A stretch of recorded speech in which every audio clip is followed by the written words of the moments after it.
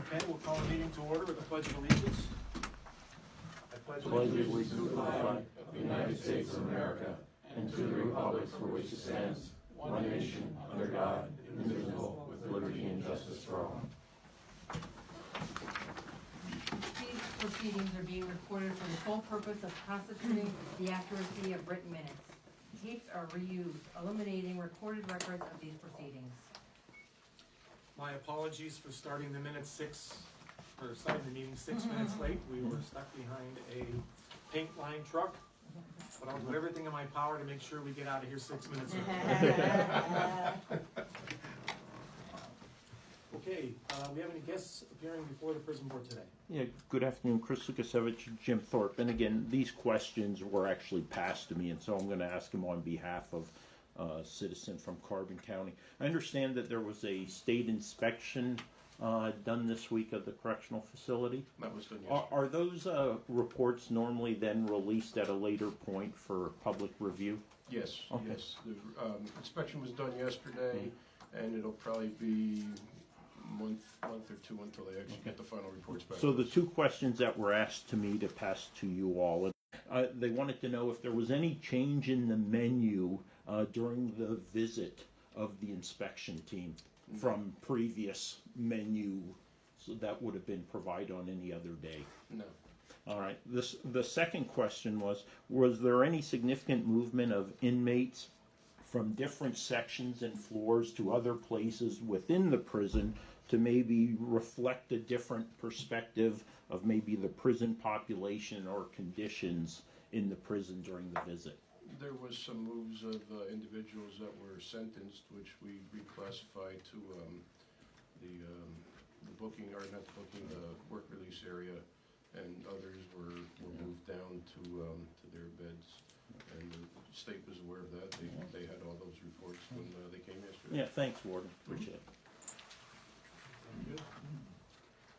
And I will take this opportunity to welcome Commissioner-elect Lukasevich to our Thank meeting you, today. Sheriff. Congratulations on your Thank you. victory. Any other guests appearing before the prison board today? Okay, we'll move on to official actions.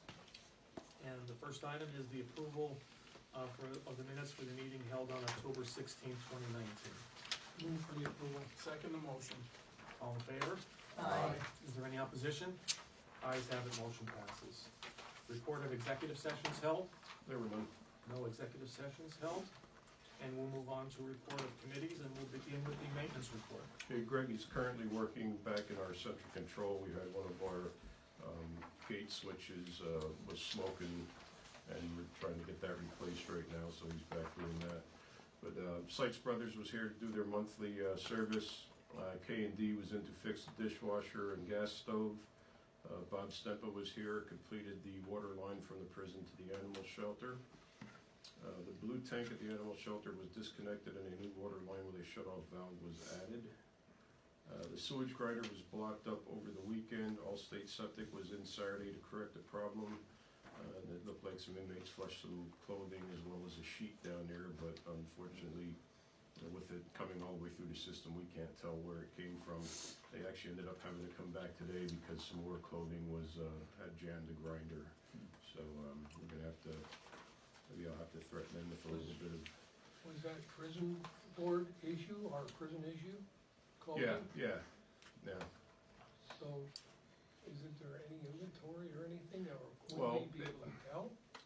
It's hard to tell because they also can buy stuff off a commissary too. So, you know, as long as they had their issue returned to us, you know, it could have been other stuff that they bought off of the commissary as well. I know this isn't the first time it's happened. No. So is there any way we could put an ID on the clothing maybe or something to track it when it's issued, that we could, I don't know if you'd get it, I don't know if the whole set of clothing coming through the system or not, but, and if that could be determined. Yeah, I don't know how we would label clothing, I mean, other than with some type of maybe Sharpie marker or something, but, you know, how, after washing it over time, I don't know how that would fade and if it would be something that we could see, but I mean, it's something we could look into. I know there are marking pens. Yeah. For like markers, but there are ink pens that are supposed to Mhm. be able to, they will wear off eventually, but, Yeah. okay. Any further questions on the maintenance report? Okay, with that, we'll move on to the workers report, Ben? Good afternoon, everyone. For the month, we did have a total of 7 individuals on the work release program. Currently, we have 4. Later this week, we will have 2 more starting the program, one at GNR Slaws, one at Repellet. Submitted to the board is the monthly revenues, and if there's any questions, I can try to answer those.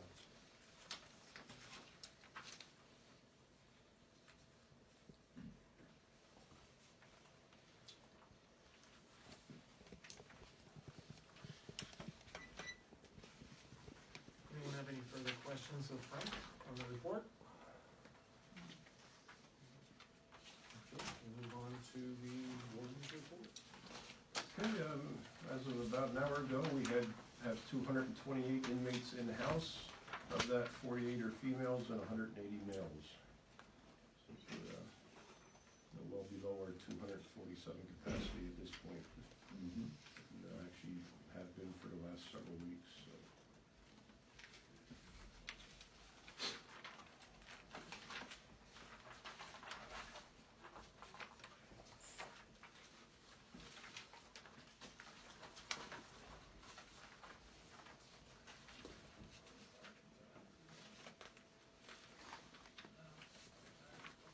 Any additional questions of the warden's report? Okay. I'll entertain a motion to accept the warden's report. So moved. Second motion. All in favor? Aye. Is there any opposition? Ayes have it, motion passes. We will now break for executive session. All right, we're back in regular session, and we're moving on to the personnel report. Motion to approve the report as presented by the warden. Second.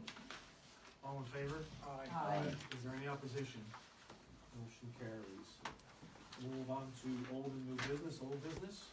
Okay, under old business, the water heaters have been replaced by JBM, up and running, no issues at all.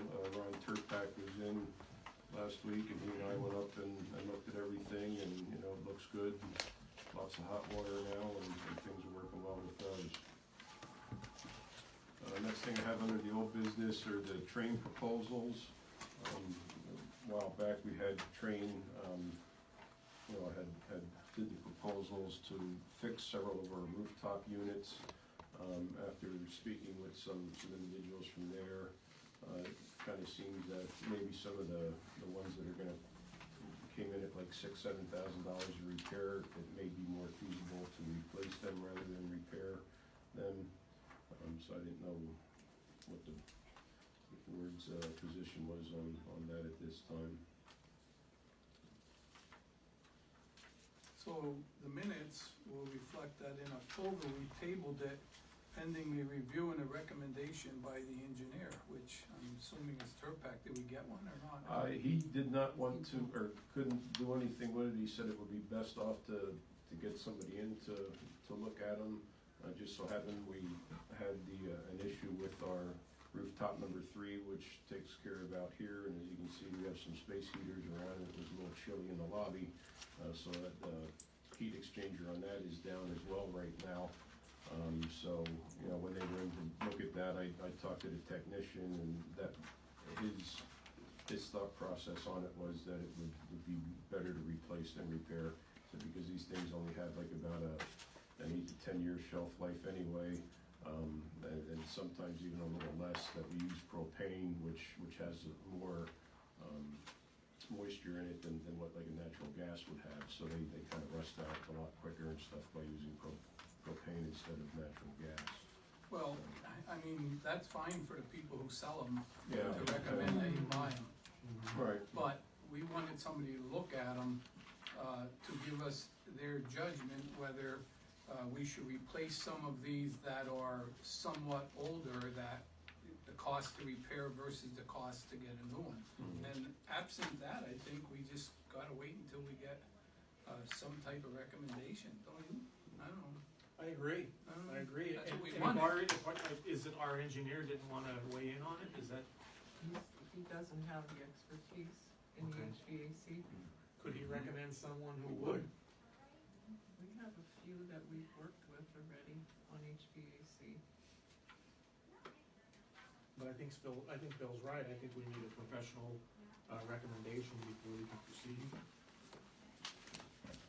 I'm not saying Train is wrong and what their recommendations, they may be spot on. Yeah. But we need to get someone who doesn't sell the units to tell us if it's right to buy one, not someone who's in the business of selling them. Right, Yeah. independent, Yeah, yeah, I agree.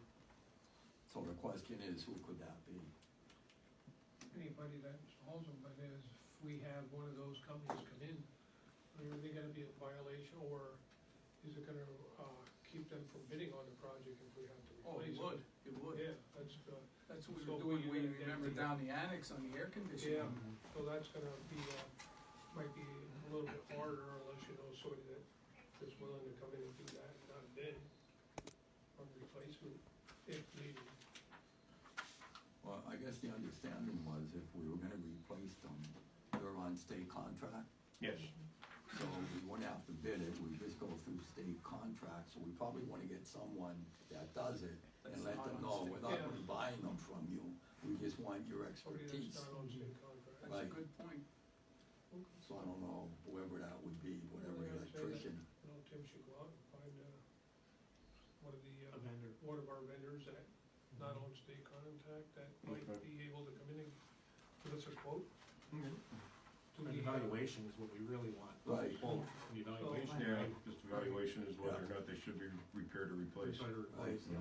so do we wanna set an amount of not to exceed and have them come in if we can get them in, or do we have to do that if we, how soon do we want it done?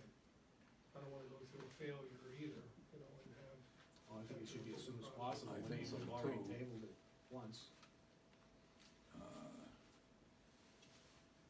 Tim, maybe you can reach out and someone can give us an idea what the cost would be, Okay. just to do, an evaluation on what's the better, steps to take, either replacing them or. Mhm. I think without it being said, it would have to be a written report. too, Right. not just oral. Right. Right. probably as soon as they can get to it. Mm-hmm. As soon as possible. Right.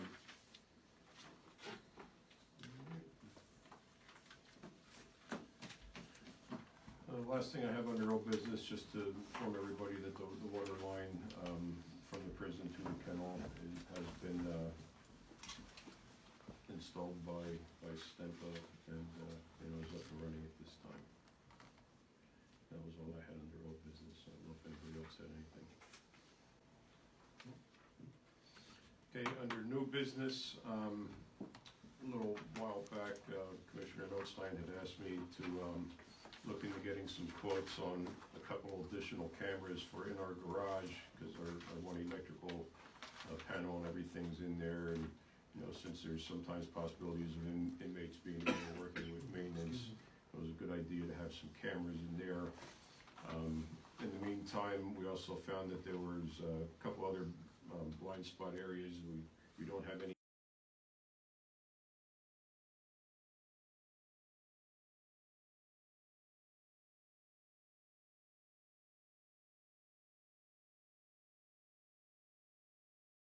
from RW Communications and Shadler Yesko. Actually, Shadler Yesko is the one that did the proposal, and that was sent out to everybody. The total cost for the project would be $14,703.18. Broken down, $5,203.18 for the cameras and $9,500 for the installation.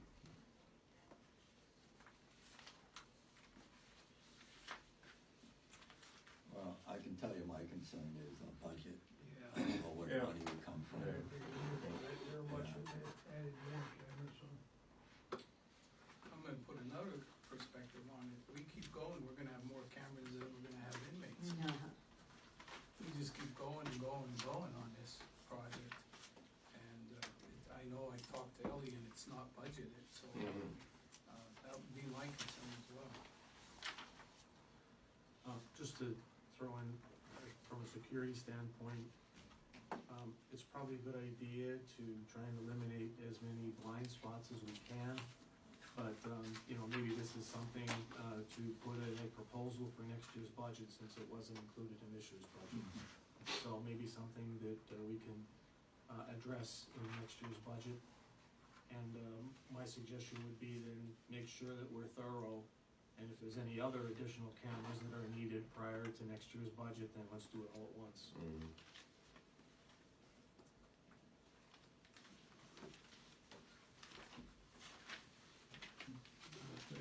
Next thing I have, the new DNA law is going to be taking effect next month.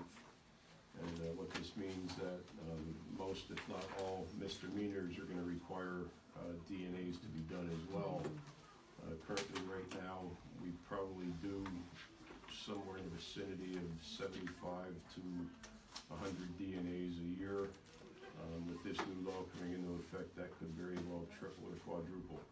I had a conversation with Rick Parsons from probation about it, and Brian and I sat down with Rick and Joe Burke and discussed it. And, I guess what we're gonna do is kind of see how things go first, because right now Ryan, as the deputy warden, does all our DNAs, and, I don't know how. What does he do? Does he swab? Does the swab plus all the fingerprints, yeah. So, I don't know how this is going to,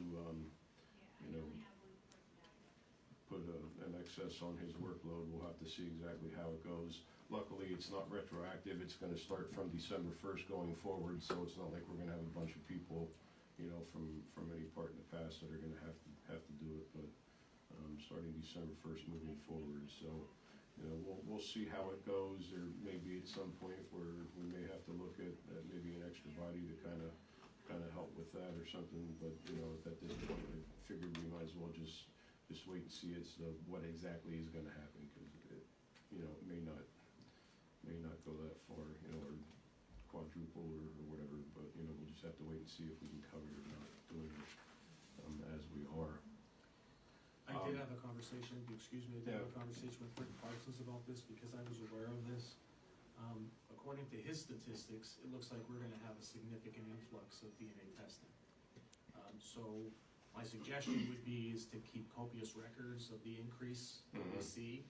And if we have some records of what we have been doing, and maybe we can compare, what we've done for the past 12 months and going forward each month, we can do a comparison month by month, and that'll give us a better idea of how much more we're doing. I don't mean to correct you, you said DNA testing, it's gathering. Gathering, Right. correct, Yeah, just to clarify that it's not testing. correct.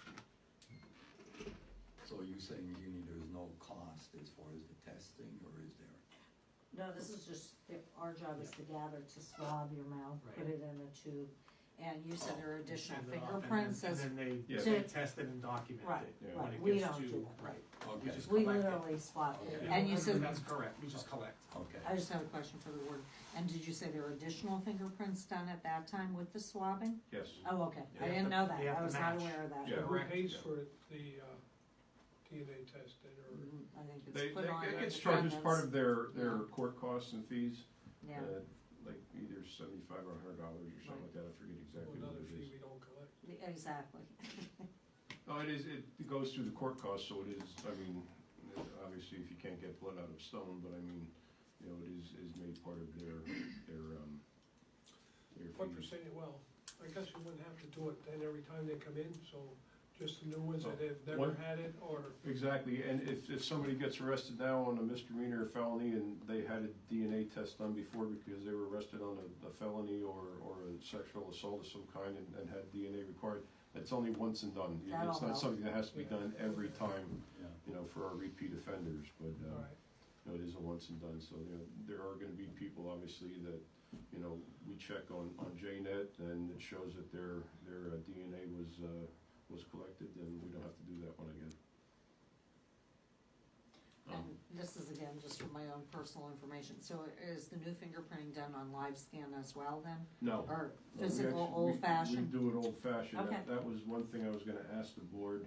I was going to recommend to allow Ryan to, take a run down to Lehigh County because they have a centralized booking area and I think they may utilize their live scan in order to do the prints, and I just wondered if maybe he could go down there and get an idea how they do it, see, you know, how efficient it may run. You know, Absolutely. that way we Absolutely. can get some ideas and maybe help us out with it. Absolutely. Yeah. Okay. And the last thing I had, I just thought about it this morning, so I printed up the 2020 dates for the prison board meetings. They all fall on the third Wednesday of the month. There's nothing that's, you know, it's not, doesn't coincide with Thanksgiving or Christmas or anything like that, so there wasn't any reason that I saw to change it to, other than the third Wednesday of the month, unless the board has reason otherwise. Okay. Anything further, board? And that was all I had, Sheriff. Is there anyone else for new or old business? We'll now move on to correspondence. Nothing. No correspondence. The solicitor contacted me and said he was unable to appear today, but he had no report. And we'll move on to further business. Is there any further business before the board today? Since there is none, we will adjourn. Thank you very much for attending.